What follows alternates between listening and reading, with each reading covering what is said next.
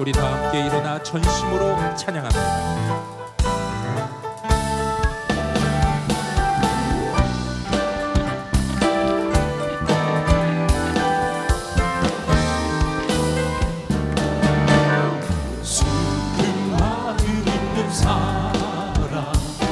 예수 이름 믿으며 영원토록 변함없는 기쁜 마음 얻으리.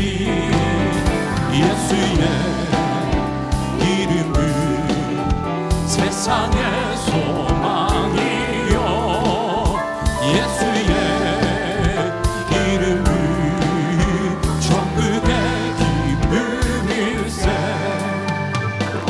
거룩하신 주의 이름 너의 방패 삼으라. 환난 시험 당할 때에 주께 기도드려라. 예수의 이름은 세상의 소망이요 예수의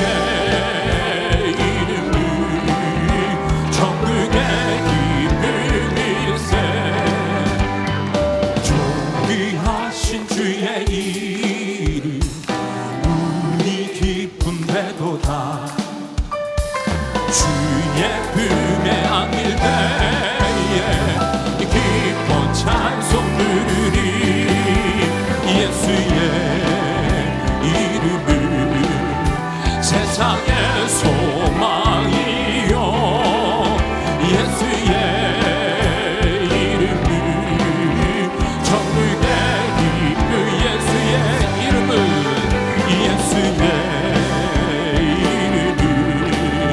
세상의 소망이요 예수의 이름은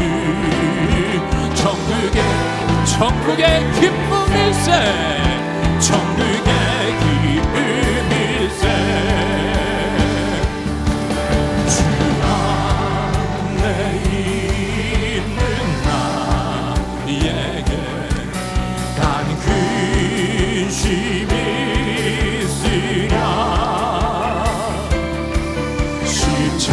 십자가 밑에 나아가 내 짐을 풀었네. 그 두려움이 변하여 내 기도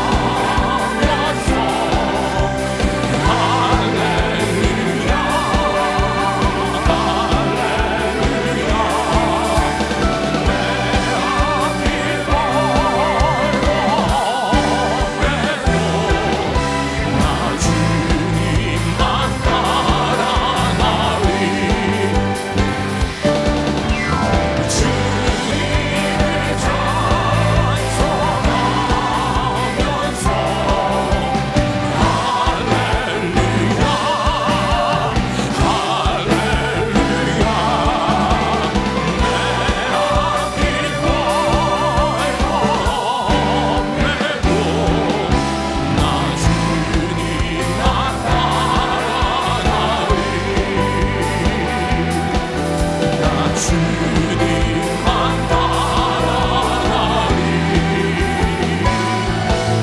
나 주님만 따라가리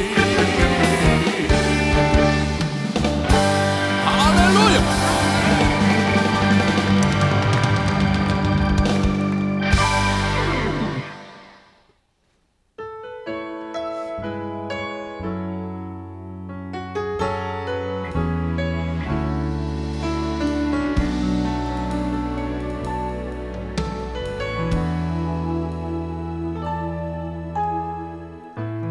주께 가오니 날 새롭게 하시고 주의 은혜를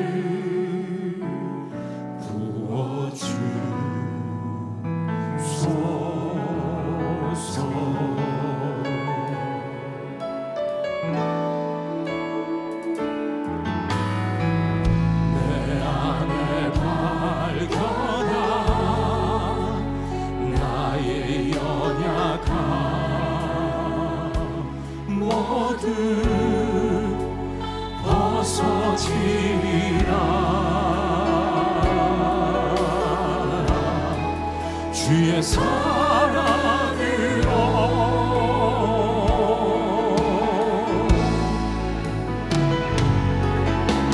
주 사랑 나를 붙드시고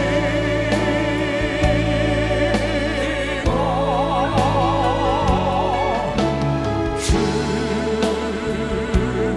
옆에 날 이끄소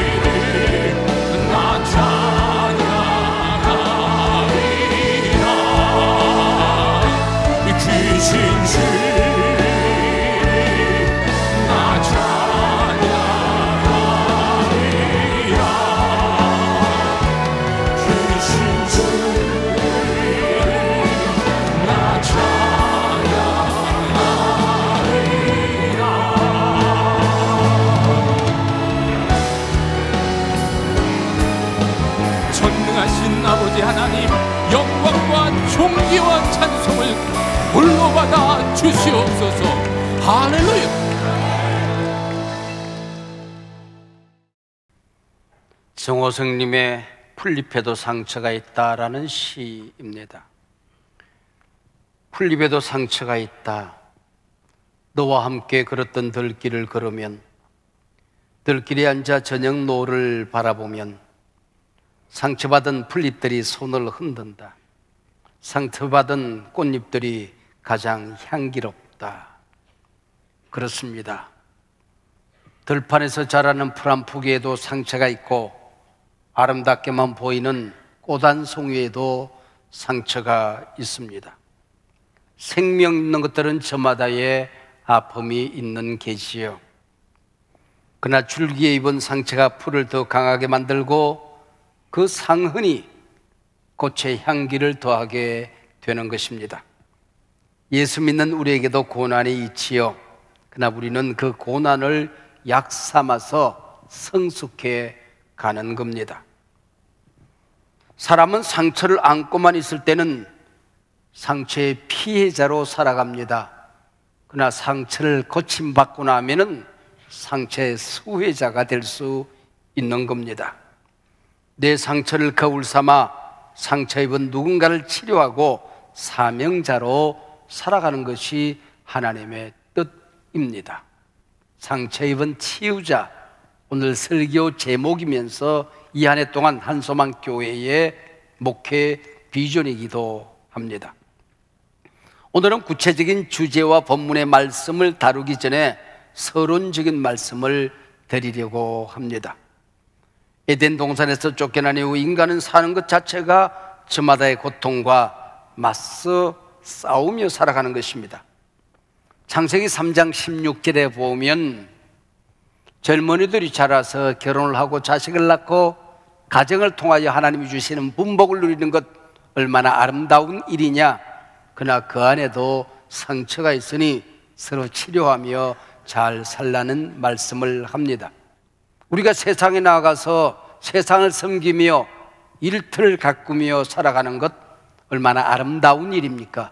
그 안에도 수고가 있고 또 가시와 엉겅퀴가 있으니 세상을 더욱 잘 섬기라고 말씀을 하셨습니다. 나이가 들어 늙어가며 또 하나님이 부르시는 날 우리가 주님 앞에 서는 것도 아름다운 일이건만은 그 안에도 상처가 있을 수 있다 말씀하십니다. 인간은 엄마 뱃속에서 상처를 받습니다. 태어나면서 상처가 아파서 앙앙 목 놓아 울며 아이는 태어나게 되는 것입니다. 저도 살 만큼 살았는데 아이가 태어나면서 깔깔대고 웃었다는 얘기를 들어본 적이 없습니다. 빙그레 쪼개면서 엄마를 쳐다보고 태어난 아이도 없습니다. 시인의 말처럼 공중에 떠다니는 먼지 한 톨에도 상처가 있고 스치는 바람에도 밤에 부서지는 달빛에도 상처를 받는 게 인간입니다. 죄를 안고 살아가는 인간의 운명이기도 한 게지요. 죄로 울룩준 이 땅에 죄인으로 태어나서 죄를 안고 살아가니 실수하고 넘어지고 상처받고 상처를 주면서 살아갑니다. 나는 내 상처가 아픈데 그 사람은 자기가 더 억울하고 자기가 더 아프답니다. 내 상처만 보이는 게 철부지요 어린아이 인계지요. 죄인의 눈으로 살아가니 내가 받은 상처는 태산 같고 내가 준 상처는 티끌이라고 생각하며 살아갑니다. 그래서 공동체 안에는 상처 받은 놈만 있고 상처 준 놈이 없다고 하지 않습니까? 세상에 우뚝 솟아 큰일 나며 살아가는 저 잘난 사람은 대단하게만 보이고 상처가 없을 것만 같습니다. 그러나 높은 나뭇가지가 더 센 바람을 맞는 법이지요. 그들 내면에 우는 아이가 있고 혼자 있을 때는 그들도 가슴을 웅크지고 울 때가 있는 겁니다. 우선 모든 사람들은 육체적인 상처가 있습니다. 육체를 가진 인간은 건강해 보여도 어딘가엔 병이 있고 아픔이 있습니다. 정이 없으면 비듬이라도 있습니다. 무좀이라도 있습니다. 유전적인 질병도 있고 또 오장육부 어딘가에 상처 하나라도 있는 거지요. 육체뿐만 아니라 인간은 감정적인 동물인지라 걸핏하면 감정이 잘 다쳐집니다. 상한 감정의 상처가 건드려질 때마다 아파서 소리를 지릅니다. 이것이 감성적인 외상, 심리적인 외상, 트라우마라고 하지 않습니까? 인간은 발달 단계에 따라서 욕구가 따뜻하게 충족되어야 되는데 그것이 거절될 때마다 상처로 쌓이게 되는 것입니다. 이 마음의 상처가 치유되지 않으면 감정이 작동되지 않고 죽어버립니다. 별것 아닌 말 한마디에 분노를 폭발하고 한순간 짐승이 되고 자기 인생을 파탄내는 어리석은 사람들이 허다히 있습니다. 상처받은 것은 과거 어제인데 그 상처가 오늘의 나를 지배합니다. 내일 찬란하게 펼쳐져야 될 내 인생의 미래를 닫아버릴 수가 있는 겁니다. 2024년 한국교회 10가지 트렌드라는 책 속에서 두 번째가 외로운 크리스찬입니다. 사람 관계가 따뜻하지 않은 세상입니다. 혼밥, 효시민의 각자 도생시대입니다. 현대인들의 가장 보편적인 질병이 우울증이라고 하는 거지요. 나이 들어가는 시니어들은 물론 행복하게 마냥 찬란하게만 살아야 될 젊은이들도 우울증에 시달리는 세상입니다. 그래서 상처, 우울증, 분노가 당연하다는 게 아니라 우리 그리스도인만이라도 병든 세상에 갇혀 살지 말고 세상을 치유하며 살자는 것입니다. 주의 손과 발 되어 세상을 치유하며 그렇게 살아보자 그 얘기죠. 감정적인 이 상처는 주로 가까운 사람에게서 온다지요. 치유성에서 제가 그렇게 말합니다. 우리의 상처는 아프리카 콩고 대통령에게 받는 것이 아니다. 내 주변에 있는 가장 가까운 사람, 소중한 사람에게서 상처가 온다라고 가르칩니다. 배우자, 부모, 자식, 상사, 동료, 부하, 선생님, 친구 중에서도 가장 친한 짝꿍, 그들은 내 인생의 축복이여 기회가 될 수도 있지만은 내 인생의 위기가 될 수 있다는 뜻입니다. 여러분, 순기능 가정 혹은 역기능 가정이라는 말을 들어보셨죠? 하나님께서 창조하신 가정의 목적을 이루며 정상적인 가정 안에서 행복하게 잘 성장하고 성숙해 가는 가정을 순기능 가정이라고 합니다. 반면 정신적으로 인격적으로 병든 가족 구성원들 사이에서 상처를 주고받으며 썸뿌리를 낳고 살아가는 것, 이것이 바로 역기능 가정입니다. 우리 그리스도인 가정에는 해당되는 말이 아니지만은 가정에 있는 이 썸뿌리가 내 자식들에게 또 자식의 자식에게 흘러가는 것, 이것이 바로 가게 흐르는 저주라고 하는 겁니다. 도로시 놀테라는 사람이 쓴 역기능 가정, 순기능 가정에 대한 아름다운 글은 이 설명을 잘 하고 있습니다. 꾸지람 받으며 자란 아이 비난을 배우고, 미움 받으며 자란 아이 갈등을 배우고, 두려움 속에 자란 아이 염려를 배우고, 놀림 받으며 자란 아이 시기심을 배우고, 수치 속에 자란 아이 죄책감을 배운다. 칭찬받으며 자란 아이 자신감을 배우고, 너그러움 속에 자란 아이 인내심을 배우고, 격려받으며 자란 아이 감사를 배우고, 사랑받으며 자란 아이 배려를 배우고, 관심 가운데 자란 아이 자긍심을 배우고, 인정받으며 자란 아이 자신을 소중히 여긴다. 함께 나누며 자란 아이 관대함을 배우고, 정직함 속에 자란 아이 진실된 삶을 배우고, 공정한 대우를 받으며 자란 아이 정의를 배우고, 친절함 속에 자란 아이 남 존중하는 법을 배우고, 평안함 속에 자란 아이 사람 신뢰를 배우고, 다정함 속에 자란 아이 세상은 살기 좋은 곳이라 생각한다. 저희들 학창 시절 필독서 가운데 하나가 사선을 넘어라는 책이었습니다. 일본의 성자요 빈민의 아버지라 불리우지는 가가와 도요히코의 책이지요.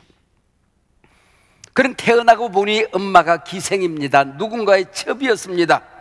어린아이가 본처의 가족으로부터 구박과 비난, 멸시와 천대를 받으며 자랍니다. 그런 못난 아버지마저 그의 나이 4살 때에 세상을 떠납니다. 그리고 그의 나이 5살 그 이듬해에 어머니가 세상을 떠나죠. 설상가상 그는 자라며 백일에게 안질의 간질원에 심장병, 종합병동이었습니다. 쌓인 거절감, 삶의 회의, 우울증을 이기지 못해 몇 번이고 자살을 시도합니다. 양지 바른 곳에 웅크리고 앉아있는데 선교사와 전도대가 지나가며 하나님은 당신을 사랑하십니다 라고 외칩니다. 자리를 박차고 벌떡 일어나서 하나님은 기생의 아이도 사랑하나요? 병들어 죽어가는 아이도 사랑하나요? 그래서 전도대를 따라 나섰다가 복음 듣고 선교사님에게 영어를 배웁니다. 21살 되던 해에 병약하에 죽는 줄 알고 임종 예배를 드렸습니다. 그는 자신이 예수님과 함께 십자가에 매달리는 꿈을 꾸고 치료의 기적을 체험합니다. 상처 입은 자가 자신의 상처를 고침받고 병든 일본 사회, 상처 입은 영혼들을 치유하는 삶을 살아가게 되는 것이죠. 성자로 또 많은 책을 썼던 기독교 저술가로 빈민의 아버지로 70이 훌쩍 넘도록 살며 상처 입은 치유자로 살아간 대표적인 인물입니다. 이 엮이는 가정에서 자란 사람이 상처를 치료받고 구원받기 위해 교회에 옵니다. 교회 왔다고 금방 치유가 되던가요? 속에 든 것이 상처밖에 없으니 주고받는 게 상처밖에 없는 겁니다. 만나는 사람마다 자신도 상처를 받고 또 교회 공동체에 상처를 남깁니다. 입만 열면 부정적인 말입니다. 비난의 언어만 난무합니다. 저런 나쁜 놈이 있나 싶어서 살펴보면은 나쁜 놈이 아니라 불쌍한 놈이라는 것을 우리는 금방 알 수가 있습니다. 병들고 상한 영혼이었던 게지요. 이런 사람들은 어디에 가나 적응하지 못합니다. 결국 교회를 떠나갑니다. 떠날 때는 말없이 가야 되는데 누군가에게 침을 뱉고 떠나갑니다. 성품이 그것밖에 안 되는 거죠. 교회를 옮긴다고 내가 달라지지 않았는데 세상이 달라지던가요? 한수만 교회에 왔으면 몰라도 치유 능력이 강력한 교회가 우리 교회 아닙니까? 누군가의 말처럼 이 불쌍한 놈은 입만 열면 딱 두 가지, 자기 자랑, 남 욕입니다. 이런 사람 곁에 좋은 사람이 머물 수가 없지요. 심지어는 아예 신앙을 버립니다. 교회의 엔티가 되어서 살아가는 많은 사람들을 보았습니다.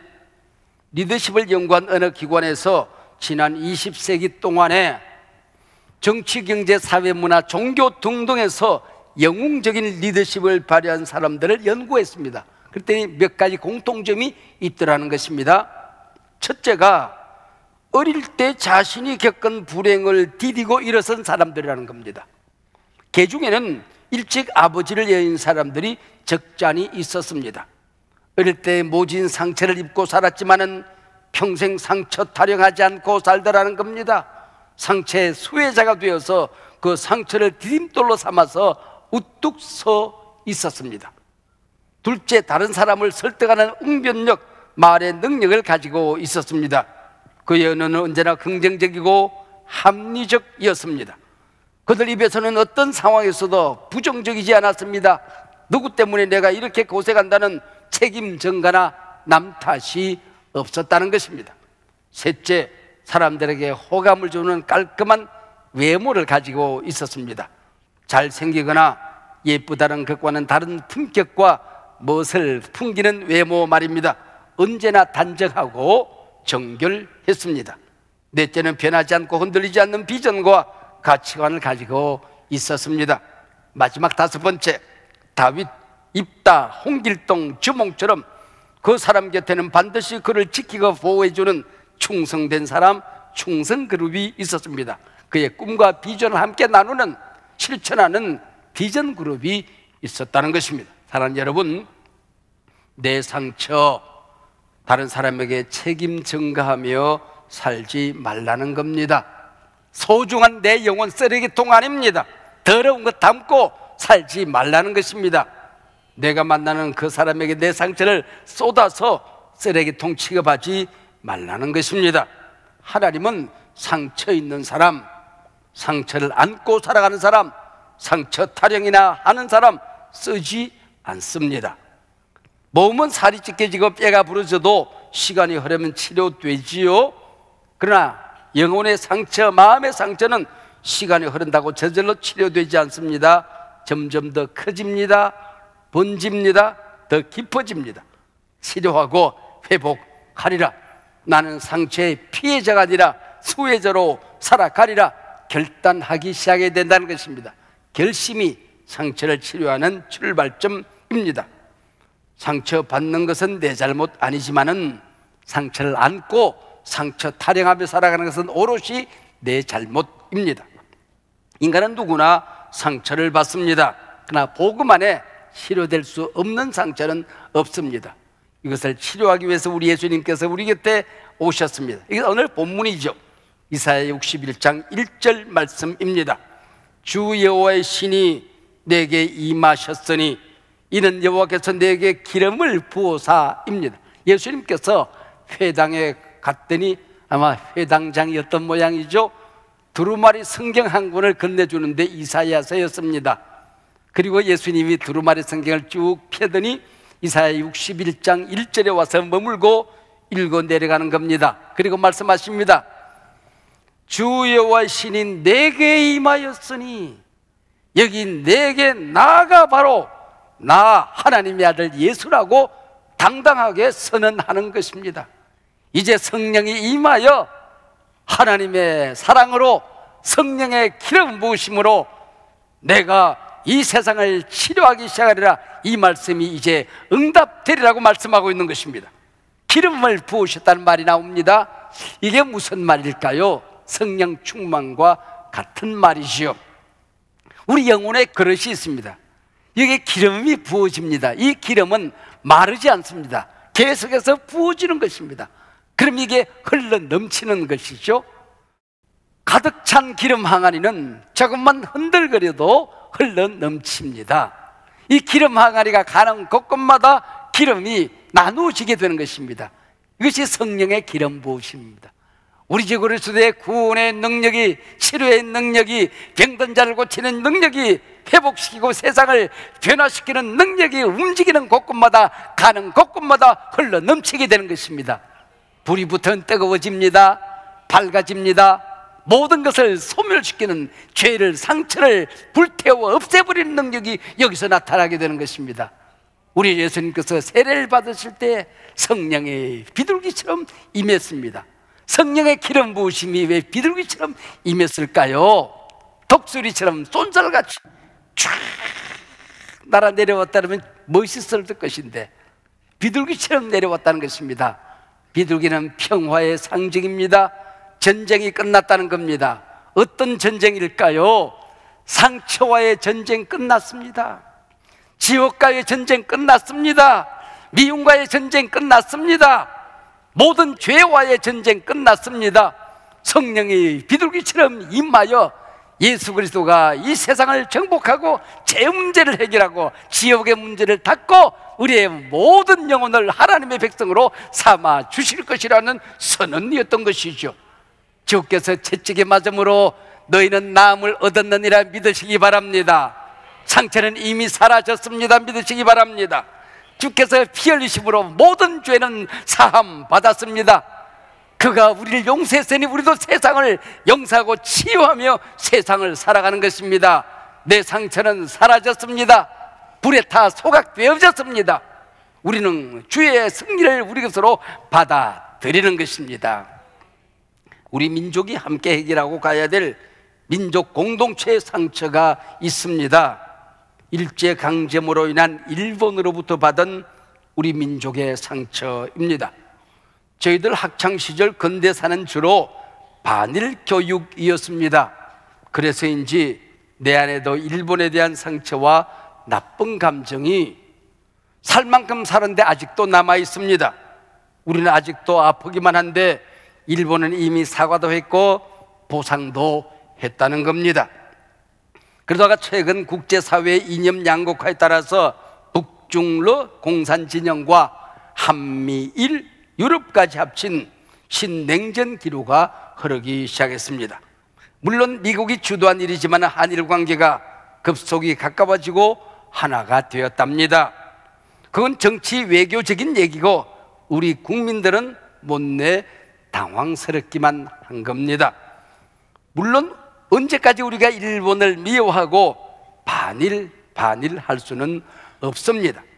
야도바셈 홀로코스트처럼 용서하자, 그러나 잊지는 말자. 용서하자, 잊지는 말자. 극일, 승일, 일본을 넘어서야죠. 조선업을 그들에게서 배웠지만은 우리가 세계를 정복하고 있지 않습니까? 일본 문화가 아니라 아이돌 K-팝이 세계를 정복하고 있습니다. 반도체가 그들이 앞서 있었지만은 지금은 우리나라가 세계를 정복하고 있지 않습니까? 그것이 바로 극일, 승일 정신입니다. 국민들은 아직 일본을 용서하지 않았는데 버젓이 내 가슴에 깊은 상처가 남아있는데 한미일 협의체가 공고해졌다고 하니 한편 다행스럽기도 하고 한편 당황스럽기도 한 것입니다. 이게 상처라고 하는 겁니다. 오래전 전도연 주연 밀양이라는 영화가 있었습니다. 주인공은 신의 남편의 상처를 뒤로하고 아들 준과 함께 밀양으로 이사를 옵니다. 신혜는 조그마한 피아노 교습소를 차려서 건건히 살아갑니다. 그러던 어느 날 아들 준이 유괴를 당합니다. 불안, 공포, 우울, 분노에 휩싸여 하루하루 버겁게 살아가지요. 없는 재산 다 팔아서 유괴범에게 건네주지만은 다음날 아들 준의 시체가 마을 연못에 떠오릅니다. 범인은 준이가 다니는 웅변학원 원장이었습니다.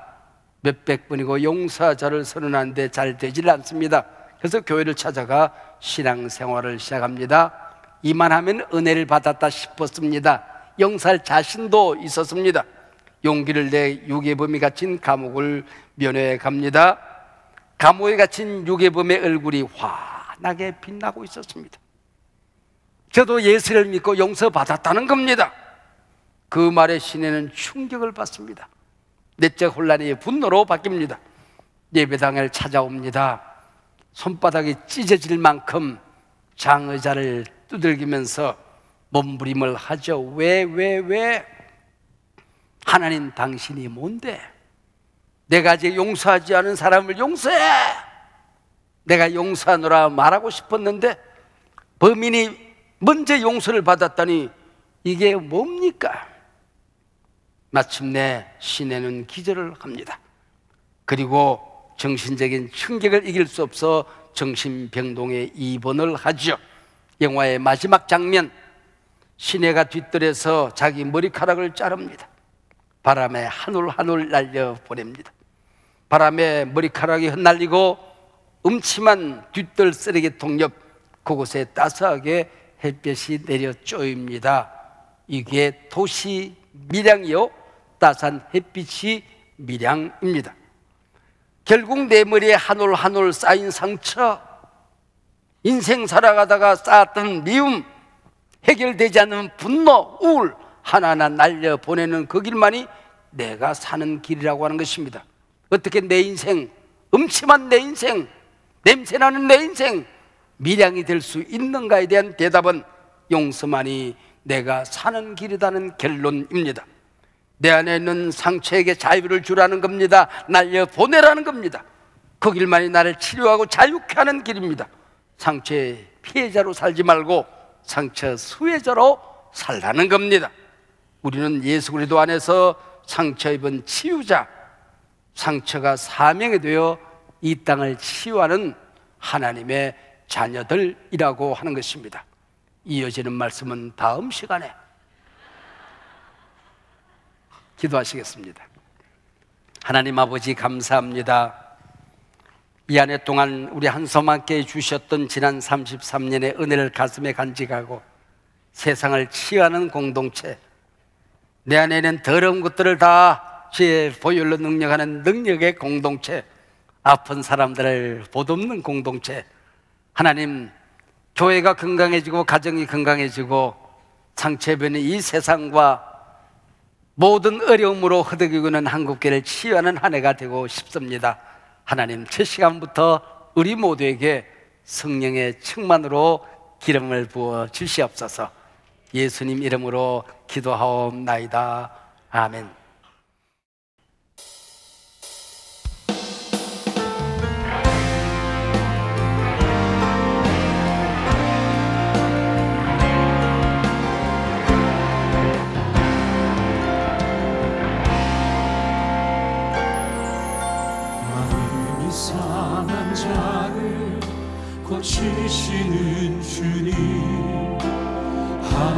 하늘의 아버지 날 주관하소서. 주의 길로 인도하사 자유케 하소서. 새 일을 행하사 굳게 하소서. 의에 줄이고 목이 마르니 성령의 길을 부소서. 의에 줄이고 목이 마르니 내 잔을 채워 주소서. 성령으로 채우사 주보게 하소서. 주의 임재 속에 은혜 알게 하소서. 주 뜻대로 살아가리 세상 끝날까지. 나를 빚으시고 새날 열어주소서. 위에 드리고 목이 마르니 성령의 길을 부소서. 위에 드리고 목이 마르니 우리 두 손을 높이 듭니다. 아버지 목마릅니다. 위에 드리고 목이 마르니 성령의 길을 부소서. 위에 드리고 목이 마르니 내 잔을 채워 주소서. 내 잔을 채워 주소서. 내 잔을 채워 주소서.